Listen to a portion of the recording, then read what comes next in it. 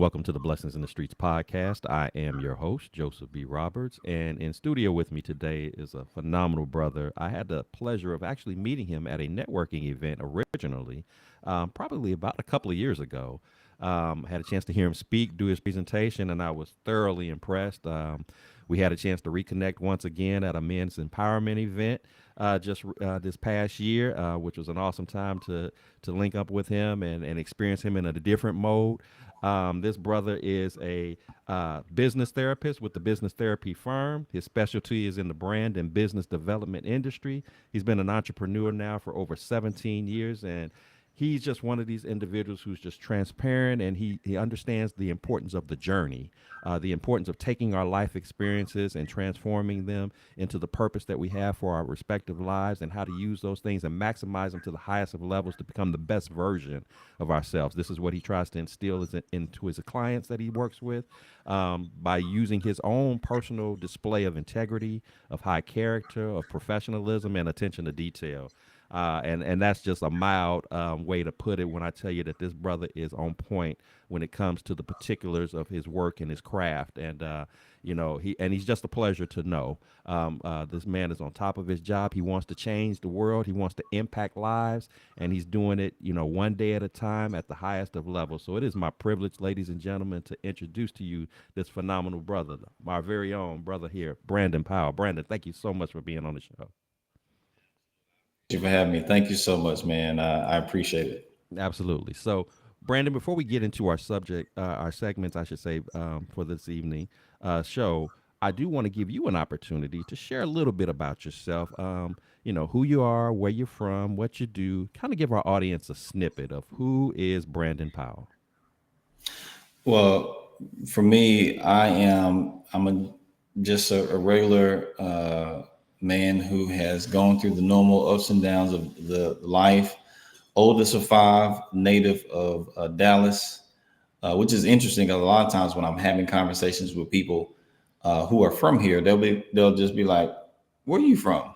Maybe it's my dialect or different things because we moved a lot growing up. The advantage of that is it allowed me to, you could drop me off in any part of the country or the world, and given enough time, I can socialize and connect with anyone because we moved around quite a bit. But it didn't allow me to form long-term relationships with the individuals that I was there with.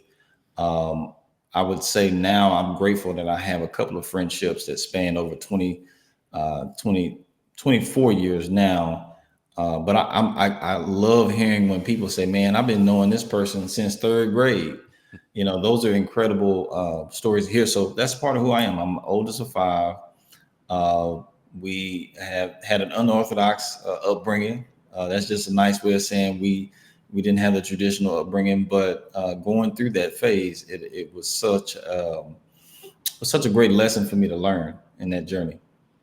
Awesome, awesome, man. And again, we're gonna explore on that a little bit more. But I thank you for sharing the snippet that you gave us, giving us that little taste of what you where those roots Mhm. come from, and this is exactly where we're going to start with in terms of your story here. So, I have personally been a firm believer that when we talk about our journeys, when we talk about our stories, it's so important that we go back to the foundational basis of it all, where it all begins. And so I want to Mhm. build upon that with you at this time and ask that you kind of think back. Let's go back to those beginnings, think back to your childhood, and if you would share with us, what was it like for you growing up? Fond memories that you have about growing up, as well as if there was any particular challenges that come to mind that you'd like to share as well, to just kind of give us that foundational basis of where the Brandon Powell story begins. So when I think about my childhood, some of the memories are pretty fuzzy, um, but there is a lot that is clear. One of the things that I really am fond of and appreciate is my mother's love. Again, being the oldest of five, three brothers um, and two sisters, and going through that journey, I can appreciate now as a man looking back the moments of deposits of love. She always would affirm us verbally and say, "Hey, I love you." and would tell us, we're so handsome as our, and so we carry that. As I think about it now, we carry that into our adulthood as confident men in life, and uh, I love the advantage that I was able to get by living in the country. I was so country in Houston to where we burned the trash. Trash man didn't come. We burned the trash in the backyard. That was a normal thing. So that's a true test of if somebody really had the country life. Did you burn your trash in the backyard? And did you have chickens in the backyard? And the roads, the good roads, was the one that was the two-way street, and the regular roads was dirt roads. And so I remember a lot of memories of being in those extra rural country areas, but then also being in the city as well, having a chance of a balance of both. One specific memory I remember is, being the oldest, I was always challenged a lot, between my siblings who looked up to me for guidance and leadership, not directly, but it was just more of an implied expectation, and the pressure that came with. I didn't want it. I didn't want them copying off me. I didn't want them following me, because I just don't think I knew who I was, and so I didn't want them patterning themselves off of me. But later on, and I even remember a memory of my younger brother who, well, both of them, but my middle brother, he would always steal my clothes, and he would do it in a way to where I couldn't, we recording this, I couldn't appropriately respond with the maximum amount of force, because he would do it in such a way that it was right in front of my mom, or we was already out at school.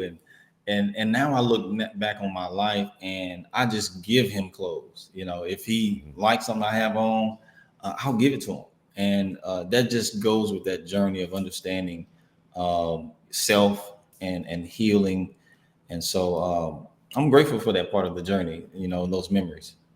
I love that. Love that. Of course, one of the things that stands out to me right away, that you mentioned was the love of your mom. Mhm. I'm, having grown up as in a single parent household with mom. That love is just something that when you've experienced it, it's hard to put into words. And so Mhm. to hear you speak about your mother, pouring into you and your other siblings in terms of the affirmations and just letting you know that you had value, that you had significance. It does a world of good for your confidence, your self esteem, and all of those things. So that's a phenomenal experience to have. So anytime I can hear a brother talk about his mom, and the influence that she had, the positive influence that she had on his life, I'm always smiling on the outside and on the inside about that, because it triggers those same memories for myself and my own personal experiences. And then, just to be honest with you, it's interesting that you talk about the background of growing up, like kind of the country life, if you will, because having the opportunity to know you and see you in person, you don't what stereotypically may be seen as being the quote unquote country life, and then to see you how you carry yourself on a day to day for those who don't know you like that or may not have seen you by way of social media platforms. I mean, this brother is like he's Mr. GQ. He's Mr. Style and Flash. So the idea of him burning trash and being out in the boonies somewhere, and and chickens and all of that, it's hard to connect the two. But and Yeah. that's no disrespect to people who grew up in the country. I've known a lot of people who have, and great people, and all of those good things. It's just interesting. It's just an interesting anecdote that you offered here that I didn't know about you. Right. That is just hard to just kind of envision you in that particular situation. But to what you said about your brother in terms of hey, he always tried to take me, taking my clothes, and now today you willingly give to them. It was almost like it was his way of showing that hey, I wasn't just being an annoying little brother, but I actually admired Mhm. your style. And what do they say, when imitation is one of the greatest forms of flattery, is like when somebody's trying to be like you, there must be something about you that stands out. And Right. again, that's just one of many details about you, that Yeah. that does stand out. So I those appreciate it. those are nice little tidbits about your childhood that I appreciate you sharing with that. So with that said, Brandon, as we go through our childhood as we enter, of course, into adulthood and the like. There's a variety of different experiences that we encounter. some good, some challenging, but every now and then, if you live long enough, as you and I both have, there's going to be some moments in time where you get hit with a circumstance, a situation, a storm, if you will, that it's a little bit different than the normal day-to-day annoyances or challenges that you're facing. It may be something that, to the degree that when you are in that moment, you are questioning, maybe even doubting, how am I going to get through this situation? How am I going to ever be able to overcome these particular circumstances? Even if that's something that you've normally been really good at, even the best of us get hit with something that's heavier than what we're used to carrying. And so, with that said, if you would, tell us about a time when you found yourself in that type of situation where you didn't see a way out, you didn't know how you were going to get through this situation. Obviously, you're here today, so we're trusting and believing that God navigated that way for you. But maybe back then you weren't so sure about that. What was that situation like for you? And what was ultimately that turning point where you saw your way, seeing some light at the end of the tunnel, if you will, and coming up out of that circumstance? To that question, I would say I received a lot of immunization to that, so to speak, because keep in mind, with me being the oldest, and what I didn't mention is that I've never, I guess that could be a combined answer to that same thought. Because I was the oldest, there was pressure and expectation. And so I didn't know it at the time, but it gave me a chance to normalize staying poised and composed in the middle of the storm. Now, I wasn't at the time as a kid, but on top of that, the challenge of not knowing or ever seeing. To this day, I've never seen my father, not even a picture of him, or barely found out his name a few years ago. And as a kid, that was an early challenge and it was amplified because all of my other siblings, between the total of four different fathers of the five kids, they all had a relationship with their fathers aside from me. And what that taught me, as I learned later, is the guilt and shame that comes with mistakes. And I saw that through my mother. And so I got a chance to early on feel that level of frustration, not necessarily at her, but why? Just why in general? Why don't I have that information? And that journey of going through accountability for myself, healing for myself, and the blessing that came from making my own mistakes as an adult. The more that I got older and made mistakes, the more it became apparent to me that I could show compassion.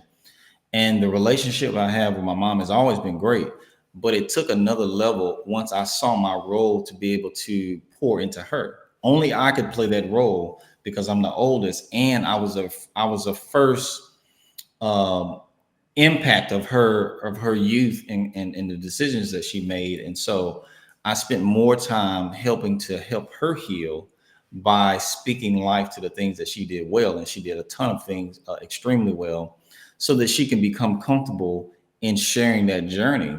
And I'm sure that there's many men to this day, especially minority men, who can attest to the same absence. And so that was one of the first challenges early on, just not knowing that sense of identity and struggling with that. And so at this stage of my life, I think what we have, even with what I do in my day-to-day work, is what we call manageable scars. And so every time I watch a movie, if there's a scene that is compassionate between a father and a son, it's always more meaningful to me. But there's not this huge desire to or huge unresolved, I should say. I just understand where it comes from. I'm self-aware enough, but I have enough emotional intelligence to be aware of those emotions, and I use it to my benefit to allow me to be more compassionate. Love that, man. Let me first off say I appreciate your transparency in what you just said, and Absolutely. it triggers me because, and this will just, I guess this will be just sort of a sneak preview, if you will, because this is something that I talk about in my upcoming book, Blessings in the Streets, the special edition version of it is I speak about that challenge of the identity. Right. um, you know, um, I knew who my dad was, but my dad didn't grow up in the home with us, And so, and I got a chance to see him here and there, but I attest part of my struggle in identifying, figuring out what my identity was in part his absence. When you don't Hmm. have that father, that male figure that was part of the reason for you being brought into this world as an Right. active present in your life, it does affect you. It does make you question, like, who am I? What am I supposed to do? Where do I fit in? Hmm. You just never, I've oftentimes spoken about this, and I mentioned it in an upcoming book about.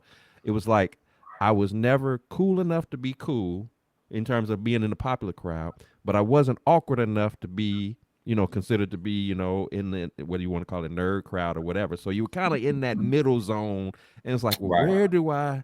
where am I supposed to be? Who am I supposed Yeah. to identify with? Yeah. Why do I think or behave in certain ways, be good, bad, or otherwise? Where do I get that from? Who is my Hmm. identity? And so that's a very powerful thing that you spoke to. And I think a lot of young men, and unfortunately, a lot of African American young men who grew up without their dads, unfortunately, have had to have that same experience. But it's something that we don't talk about a lot. And so, for any men who are listening to this podcast episode that you have a son and you don't have that relationship with him, you're not actively involved in his life, understand that this is a significant part that affects how he grows up, how he sees life, how he takes on accountability and responsibility of self.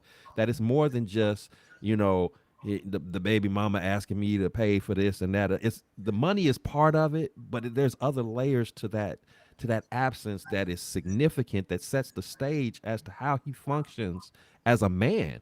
Again, Hmm. in his relationships with other women, in his responsibilities, and the way that he conducts himself, it plays a role in all of that. So I just thought that was really powerful that you addressed that, because again, it is a big such a big piece. And then I could also feel, why you might, it's despite the love that you have for your mom, you might feel some kind of way. Hey, my siblings know and have a relationship with their dad. What's up? What's up with that with me? And then the last thing I want to comment on this is, and I've experienced this personally myself, is when you are, in your case, you were the oldest. In my case, I was the only. When you have that close bond with your mom, what comes with that is that you almost feel this sense of obligation, this responsibility to pour into her, to help her heal. And the problem with that is while it's a good gesture for a son to want to do that for his mom, it's also simultaneously an unfair burden, an unfair weight to put on him, because whatever hurts that mom has, whatever pains, whatever wounds that she has, we're we make her feel better, but we're not officially in position to properly heal that thing. We can only do so much. And Hmm. so to have that weight on you, to see your mom not be at her best, to not to maybe to feel down in certain moments or to feel lonely, you almost feel like there's this obligation to be there for you, but be there for her. But in the process of doing so, it can get, even to that, it can get weighty, it can get heavy on you, like, Hmm. because at some point, mom, as much as I love you, I love our relationship, I got to be the man that I was intended to be, and I got to move forward with my life and do the works that I need to do. Where does that separation? So now what we end up having is what I like to refer to. You have this codependent relationship between mother and son, Hmm. and which is not necessarily a healthy thing. Even though the intentions on both sides are good, it can cause problems long term if it's not dealt with properly. If that healing process is not dealt with properly, if those unaddressed issues, whether I don't know my dad or her feeling whatever sense of abandonment that she may feel, that I've had to do this journey by myself or whatever the situation is. So those are some Hmm. key things that you brought up that I really appreciate you doing, because they are so important to talk about and have discussions on. And again, it's just been something that's a part of something that I've actually been looking to discuss further in my own writing and in other conversations that I've had about this. So Absolutely. again, appreciate you sharing that. So with since we kind of branching off into this conversation about healing, um, one thing that I would like to know from you, if you would share with us, is when you find yourself facing moments of adversity, those challenging times, those difficult moments. Again, whether it's something major or if it's just the day to day lifing type stuff. what is it that you personally like to do? Your kind of your routine, your regimen, if you will, that works best for you whenever you find yourself faced with adverse moments. I think that's a great question. I'm gonna connect the previous point that we were just talking about with that answer as well. So at the core of it, I have my current routines that I practice myself, and I also provide the same principles to my clients because my clients are business owners, but they're still people. And so one of the things that I needed to discover is how do I create a resolve and be at peace with this nagging emptiness or tuggingness or the scar as it relates to this whole component of the fatherlessness. And one of the things that I realized as a man, each one of us are going to get a baton. And so I can spend time talking about the way that it was handed off to me, that it was broken, it wasn't fully, a good baton pass off. But at some point, I'm going to be running and I'm going to have to pass it. And so that's a revolving door, you know. Mhm. So as a man, and this is one of the things that I cover in one of my projects that I'm launching for men, high level grooming and self care, is there's four things that I had to realize for myself and also for men that I interact with. Is one, we have to study, and I had to study my generational curses, meaning understanding the last two to three, four generations of habits and family. And many of us don't get a chance to know that information. It's hidden, it's secretive, it's protected. There's a lot of animosity surrounded about even questioning it, but I fought for that information so that I can understand it, so that it can transition into healing. See, if I'm not self-aware of my family pedigree and dynamics, I don't even know that I have those scars. I don't even know the source of those habits. So healing is able to take place. From there, then I can focus on from the generational curses to the healing. Then I can say, okay, what else is going on in my life? Can I become a sense of identity? Can I develop my identity now, and who I am? And so from there, identify my identity, then I can have vision. And so as a man now, I understand exactly who I am and what I plan to do over the next 20 years. I mean, I know exactly who I am now, but that took time. That took some work. Now, on a day to day, do I still have challenges? Sure. Mhm. Um, what I try to do as I practice, as I have moments of adversity, whether it be business or life, regardless of the circumstance, I focus on starting that day by, you know, presenting myself in the best way possible, and that's a form of self care. Not just in normal level of hygiene, but going above and beyond to present myself in a high level, and then having that mindset of gratitude, and then focusing on the purpose, and then acknowledging what is going on. I don't have to put my head in the sand. I can acknowledge what's going on, um, in that process. And so from there, I look for the small wins. I look, okay, what is a way that I can find the small win? Because typically, if you're feeling adversity, it's an amplified version of losses or anticipated losses or a delayed win. And so a lot of times we ignore the things that are already going well. And so I would say a combined answer, that's what I would say to that. Oh, and again, I love your approach to that because, again, whenever we tend to find ourselves in a moment of adversity, regardless of the level of intensity that's involved, it's so easy for us to lock in on what's wrong, Hmm. what's bad, what I don't have, what I'm lacking. And we overlook, as you mentioned, the small wins, what's good about what's going on. Yeah, I might not have this, that, or the other, but you know what? Today I woke up and I was in my right mind. Today I woke up and I had a purpose. And it was a purpose that I knew in my heart as to what I was supposed to be doing today. And Hmm. to embrace that purpose, I made sure that, I hit it, at the highest of level, like you said, to, not just in hygienically, not just in the styling of clothes that I put on today, but that in my mindset that I'm going to have a positive mind, a positive focus, that regardless of, the challenges and things like that are going on, I'm recognizing that they're there, but I'm not going to allow them to dominate my day. And Mm-hmm. so what I hear from you is that you're always looking to the like I said, to the positive side, the upswing in this situation. It's not that you're dismissing or ignoring that. Hey, I might need to deal with this situation over here, but Mm-hmm. you're not letting it drown you in a sense, or have you stuck where you can't Right. be productive today, where you can't have forward progress today, where you can't have an achievement or an accomplishment to reflect on at the ending of your day. You always want to have that, even in the midst of a storm, even in the midst of that adversity. And then I like the fact that you pointed out the importance of understanding, you spoke of generationally, like, where does all my, if you will, the my frustrations or my ways of processing things even come from, understanding the root of the problem. Because a lot of times, if we keep bumping our head and having the same issues over and over again, at some point you got to say, well, is there something that's unhealed, if there's something that's unresolved in me that maybe I need to deal with, that's going to help me to better deal with moments of adversity? Because I might find myself facing moments of adversity that really are minor in nature, but they become exacerbated into something big because I got some unresolved healing from the past that I have not addressed. I got some Mm-hmm. unresolved stuff that I haven't taken the time to work through. Let me acknowledge what that is. Let me make sure that I got something in place to work through that, so that as I'm moving forward, when I do find myself facing moments of adversity, because I'm going to face it, it's not a matter of if, it's more of it's a matter of when.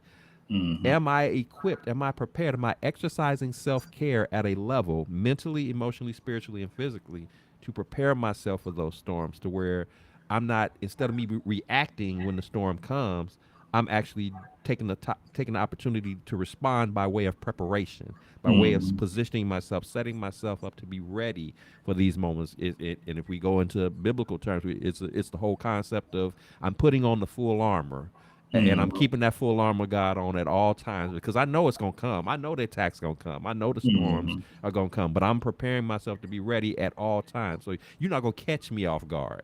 I'm always ready. I don't know what it's gonna be. I don't know what the situation's gonna look like, but it doesn't matter. I don't have to know, because I've prepared myself. I've readied myself, and that's your Mm-hmm. mindset that you're putting on each and every day.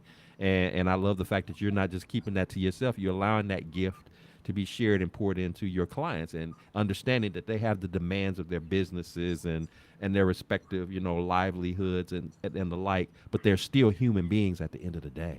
They're still people Absolutely. who have real emotions, real problems. They got families, they got things that they're struggling with and things of that nature. So kind of giving them the full circle, the full approach to life, and understanding that, hey, it's more to life than just making the money and all that. You got to make sure that everything about you, the whole concept of it all, the whole circle of life, if you will, is all together, that everything is in alignment. So again, I appreciate your approach, and you sharing that with us. um so Brandon, when you think back to, all of your challenges that you've gone through, whether it be challenges experienced throughout the course of childhood, or just even, of course, obviously in adult life, and you're reflecting on that, if you had an opportunity to sit across the table from the younger version of yourself, that younger Brandon, and you think about some of the things, some of the mistakes that he made, and you could pour into him, sharing some nuggets of wisdom, some things that you wish he would have known, or just thinking about the fact that somebody's going to have an opportunity to check this episode out, and they might be struggling with some things that you used to struggle with, knowing what my identity is, knowing what my purpose is. Um, what would you say? What would be those words of wisdom, words of encouragement that you would have? To that I would say, my initial thought was about, what different things I would have done, but I don't know if I would have changed anything. I am okay with the journey that I took and have taken it up to this point. Um, I would just, because sometimes we want a journey. Seemingly, we seem to want a journey that is full of successes, wins, and triumphs. And I think you need an appropriate amount of failure and mistakes, to help us appreciate. Because truth be told, when you go through a pathway of, in my opinion, you go through a pathway of just constantly triumphing, you tend to lose sight of gratitude. And gratitude typically comes after you're put in a context where you lose something, you're without something, or you fail. And so it creates that proper balance. Now, I'm not saying I needed to fail in all of these areas, but I'm certainly grateful for it. I mean, I don't even view losses in that way. You know, my mindset is good, bad, or indifferent. It's all data. Am I going to Hmm. study the data? So, if I had to give myself any advice, it would be just to continue to read the chapters early on in my life. Read more diligently the chapters of my own book. Hmm. I think a lot of times as individuals, we are looking for answers that are already in the previous chapters of our own lives. We watch Netflix, we watch Amazon and Hulu, all of these TV series, but we don't watch our own. And so I have found the most benefit in reading and reflecting in my own previous chapters. So many hidden lessons. And so maybe if that was one thing I would have said, it was to read constantly my own chapters of my own life and reflect. But not so that I can avoid mistakes. Mistakes will come, but I'm just so grateful for the lessons that I've been able to gain from those.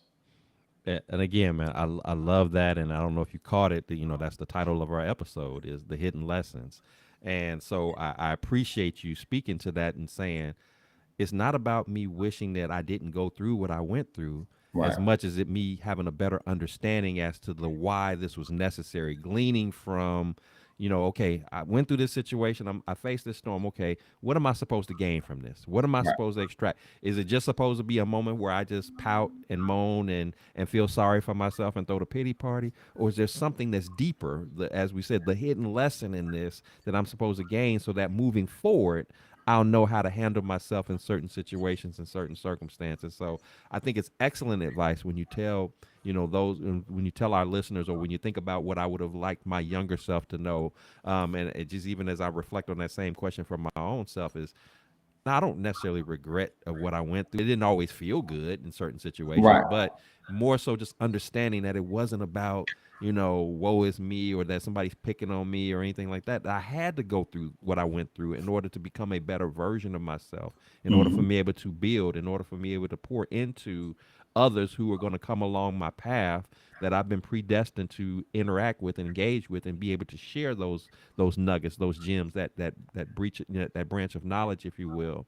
And same thing that you're doing in your work. So it's so important. And one of the other things that you brought up too, and it made the immediate example came to me when I think about young people these days. When you say we tend to live this lifestyle where, or we have this lifestyle mindset, if you will, that everything was supposed to be win, win, win.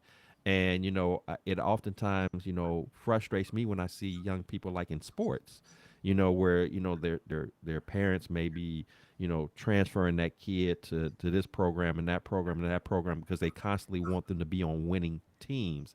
And so you have these kids who are coming up in these sports, for example, and they've never been in a losing situation, not because of their own individual efforts, but they've always been set up to be winners.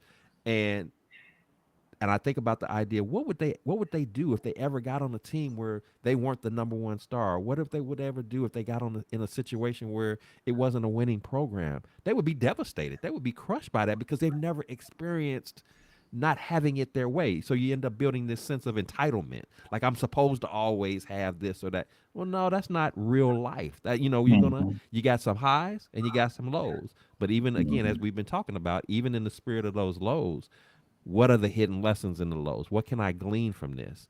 Yeah, I might have done well. I might have individually done my part, but is the hidden lesson that I maybe have needed to be a better team player?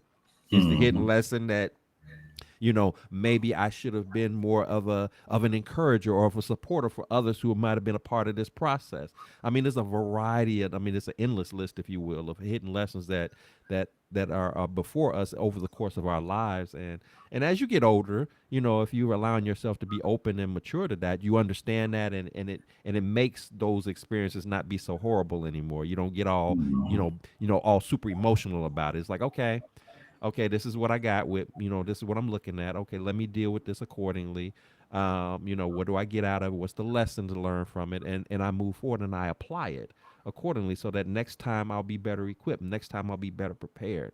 next time I'll know how to navigate this situation. And then once you get that lesson down, there'll be another and another. That's just the Mhm. journey of life. Life is full of lessons. So, again, I appreciate you bringing light to that, because it's definitely some points of knowledge that everybody can benefit from, regardless of your age or your circumstance.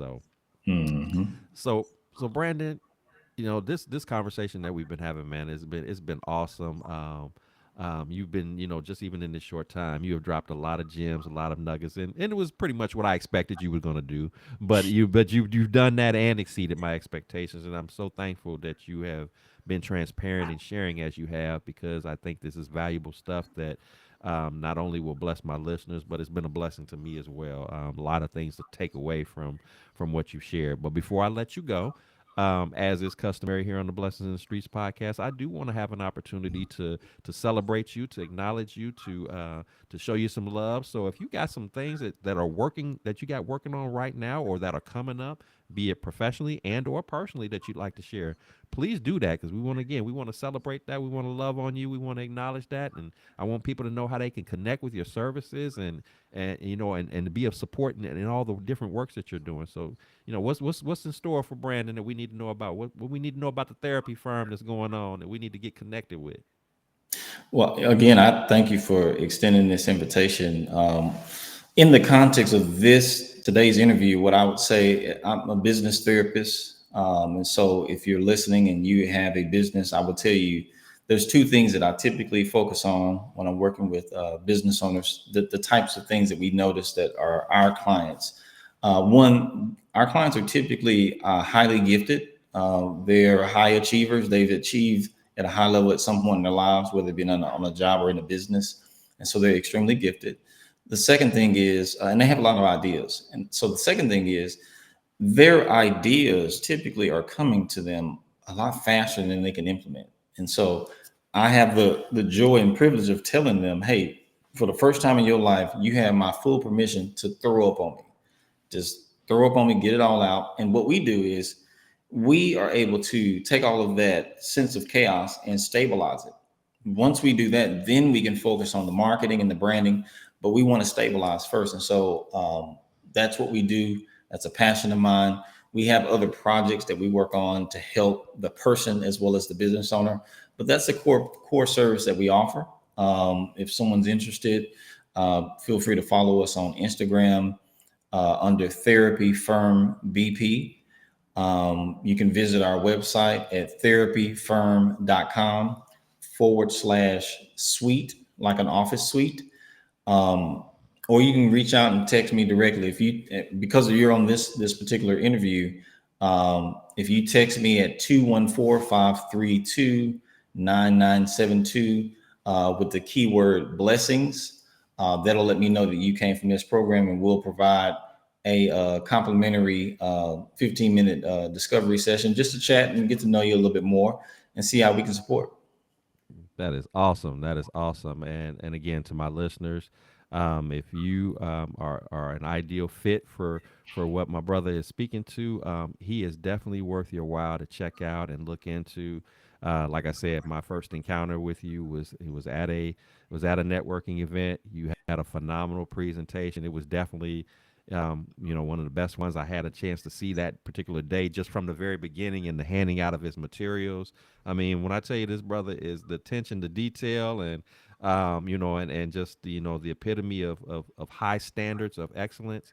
That he is all that and then some. And so when he says to you that, hey, I'm dealing with people who are highly, not only highly successful, but highly motivated and wanting to do big works and great works, he's about his business. So if you playing, you probably don't want to waste your time or his time. But if you serious, as he said, you literally, in his words, you can literally throw up on him with all your ideas, all your vision and everything, and he's has that expertise to be able to take all of that and package it in such a way that will elevate you, and put you on the path that you're trying to be on, to again to have that level of impact, to have that level of influence in your respective business venture. So it definitely would be worth your time to connect with this brother and see if there's something that can be done, business wise, in terms of partnering up with him, and again elevating your respective business venture. So Thank you so much for sharing that. Thank you for even offering the opportunity for somebody to get a free consultation. So that should even be, more motivation for you to check this brother out. So we have a lot of entrepreneurs that check out the podcast. So please do so. Just don't even assume that you got it all figured out, because you'd be surprised the little nuggets that he'll share with you to let you know, no, that ain't it. That's not the right thing right there. You can make that even. You can take what was already great. You can make it excellent. You can bring it up, Mhm. heighten it up to a whole nother level. So definitely check this brother out. So with that said, Brandon, man, I so do appreciate you taking the time out. I've thoroughly enjoyed this conversation, man, as always.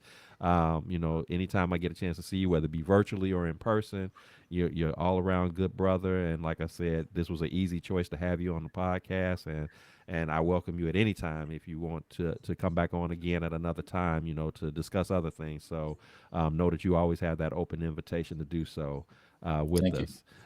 To my listening audience, I hope you enjoyed our podcast today.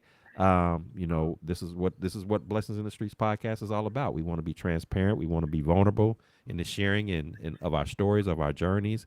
It's important to share, to be transparent and open up to you, so that you understand that we all go through moments of adversity. We all find ourselves facing these challenging times and situations. But you know what? At the end of the day, even in the midst of those storms, even in those midst of those challenges, there are hidden lessons that can be learned throughout those storms, throughout those challenges. And what's so important is that we glean from those hidden lessons, that we take advantage and take the time to learn what those hidden lessons are, so that it helps Mhm. us to better navigate in such situations as we go through the storms of life. But most importantly, though, here at the Blessings in the Streets podcast, we don't disregard the fact that it's so important to have that relationship with God. God needs to be at the head of all that you do. And if that's not a relationship that you currently have, I'm here to tell you that today would be a mighty fine day for you to make that decision. It'll be the best decision, in fact, that you'll ever make, because we weren't equipped to just do life by ourselves. We need that support. We need that encouragement. But it all begins. It all begins with Him at the head and leading us down our respective paths, using our gifts that He's put inside of us, blessed us with, to be of service to others in this world. So remember, here at the Blessings in the Streets podcast, this is the place where your story is your glory, where your relationships are relevant, and your journey is your joy. I am your host, Joseph B. Roberts. Thank you so much for tuning in. And until next time, you take care of yourselves, exercise that self care that we talked about. Keep your focus, keep your mind right, keep your heart right. Do the things that you have been led to do, but do them in a manner that is decent and in order. And tap into those hidden lessons, because there's so many nuggets, so many gems in that would prove to be beneficial to you, in not only in today, but in the weeks and the months and the years of life to come, and that you can be a blessing to others along that path. So until next time, take care of yourselves, and I look forward to seeing you next time. Have a great rest of your day.